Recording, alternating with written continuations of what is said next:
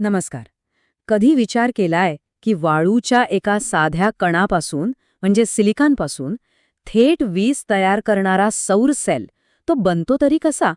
चला तर मग आज आपण हा संपूर्ण प्रवास अगदी सुरुवातीपासून शेवटपर्यंत टप्प्याटप्प्यानं उलगडून पाहूया. तर मग सगळ्यात महत्वाचा प्रश्न हाच आहे की नाही, एका साध्या चमकणाऱ्या सिलिकॉनच्या चकतीला अक्षरशः वीज निर्माण करणाऱ्या जादूमध्ये कसं काय बदललं जातं? या संपूर्ण चर्चेत आपण नेमकं याच प्रश्नाचं उत्तर शोधणार आहोत.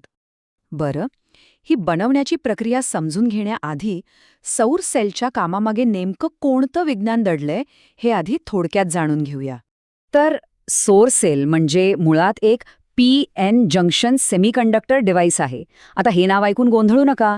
याचं एकच आणि एकच मुख्य काम आहे, प्रकाश ऊर्जेचं रूपांतर थेट विद्युत ऊर्जेमध्ये करणं. अगदी सोप्या भाषेत सांगायचं झालं ना, तर हा एका मोठ्या फोटोडायोडसारखाच असतो. फरक एवढाच की याची रचना खास करून जास्तीत जास्त वीज मिळवण्यासाठीच केलेली असते. ठीक आहे, मग आता थेट निर्मिती प्रक्रियेकडेच वळूया. बघा, प्रत्येक सौर सेलचा पाया असतो सिलिकॉन. त्यामुळे आपली सुरुवातसुद्धा साहजिकच सिलिकॉनच्या पाया तयार करण्यापासूनच होणार. हे काम आहे ना 3 मुख्य टप्प्यांमध्ये होतं. सगळ्यात आधी एकदम शुद्ध म्हणजे हाय प्युरिटी सिलिकॉनचा एक मोठा गोळा बनवला जातो, ज्याला इंगॉट म्हणतात. मग या इंगॉटचे आपल्या केसापेक्षा थोडे जाड म्हणजे विचार करा साधारण 150 ते 200 मायक्रोमीटरचे पातळ काप काढले जातात. यांनाच आपण वेफर्स म्हणतो. आणि मग शेवटचा टप्पा, या वेफर्सना इतकं घासून पुसून गुळगुळीत केलं जातं की त्यावर एकही ओरखडा किंवा दोष शिल्लक राहत नाही.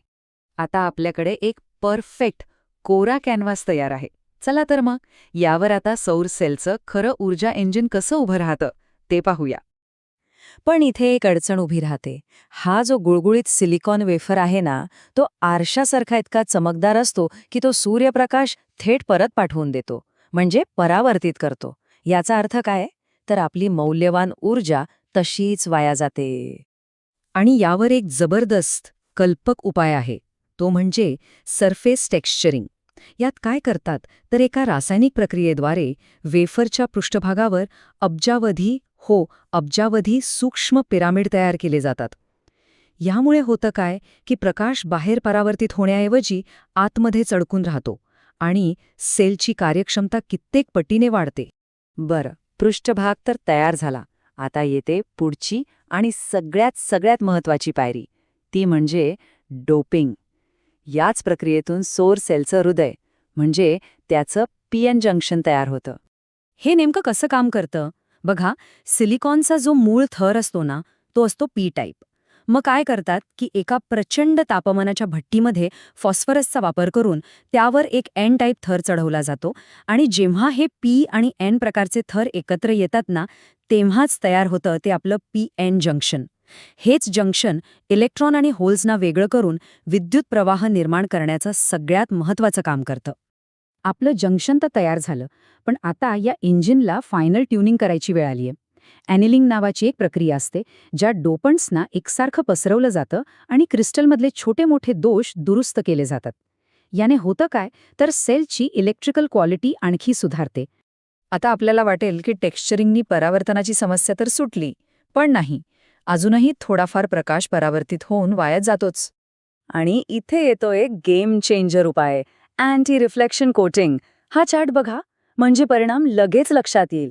कोटिंग नसेल तर जवळपास 30% प्रकाश वाया जातो, पण सिलिकॉन नायट्राइडचं एक निळसर कोटिंग लावल्यावर हेच प्रमाण 5%पेक्षाही खाली येतं. आणि हो, एक इंटरेस्टिंग गोष्ट, याच कोटिंगमुळे सौर सेलला तो आपला ओळखीचा गडद निळा रंग मिळतो. बरं, आपल्या सेलमध्ये आता ऊर्जा तर तयार होतीये, पण तिला बाहेर कसं काढायचं? त्यासाठी आपल्याला विद्युत प्रवाह गोळा करणारे हायवे तयार करावे लागतील, म्हणजेच इलेक्ट्रिकल कॉन्टॅक्ट्स. हे काम 2 प्रकारे होतं. सेलच्या समोरच्या बाजूला चांदीची पेस्ट वापरून एक जाळीदार पॅटर्न स्क्रीन प्रिंट करतात. याची रचना इतकी हुशारीने केलेली असते की कमीत कमी सावली पडून जास्तीत जास्त वीज गोळा करता यावी. आणि मागच्या बाजूला तिथे ॲल्युमिनियमचा एक सलग लेप दिला जातो. हा एक मजबूत इलेक्ट्रिकल कनेक्शन देतो. वा, आपला सेल आता जवळजवळ तयार आहे. आता वेळ आलीये त्याला अंतिम स्वरूप देण्याची आणि बाहेरच्या जगासाठी एकदम सुरक्षित बनवण्याची. यामध्ये येतात 3 महत्त्वाच्या फिनिशिंग टच प्रक्रिया. पहिली म्हणजे फायरिंग. ज्यात प्रचंड तापमानावर धातूचे संपर्क सिलिकॉनला अगदी पक्के जोडले जातात. दुसरी आहे पॅसिव्हेशन. यामुळे पृष्ठभागावरचे दोष कमी होतात आणि ऊर्जेची गळती थांबते. आणि सगळ्यात शेवटी टेस्टिंग. प्रत्येक सेलची विद्युत वैशिष्ट्य तपासून त्याला त्याच्या पॉवर रेटिंगनुसार वेगळं केलं जातं.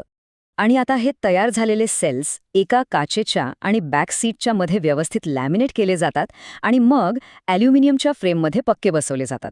आणि यालाच आपण म्हणतो सोलार पॅनल किंवा सोलार मॉड्यूल, जे ऊन, वारा, पाऊस या कशापासूनही पूर्णपणे सुरक्षित राहतं. चला तर मग आत्तापर्यंत पाहिलेली ही संपूर्ण गुंतागुंतीची वाटणारी प्रक्रिया एका एकदम सोप्या आणि सुटसुटीत पद्धतीने आठवून बघूया. ही स्लाईड म्हणजे संपूर्ण डिझाईनचा सारांश आहे. विचार करा, मोठा एरिया का? तर जास्त करंटसाठी. खडबडीत पृष्ठभाग का? तर प्रकाश अडकवण्यासाठी. निळं कोटिंग का? परावर्तन कमी करण्यासाठी. जाळीदार कॉन्टॅक्ट्स का? तर वीज व्यवस्थित गोळा करण्यासाठी. आणि काचेचं पॅकेजिंग का?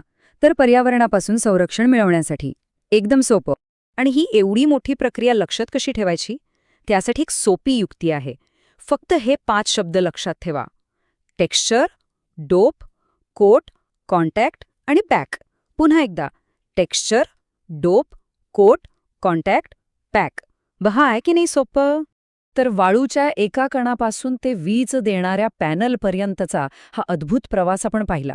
ही प्रक्रिया आज जितकी गुंतागुंतीची आणि अचूक आहे ना, तितकीच ती खरंच खूप आकर्षकीय आहे.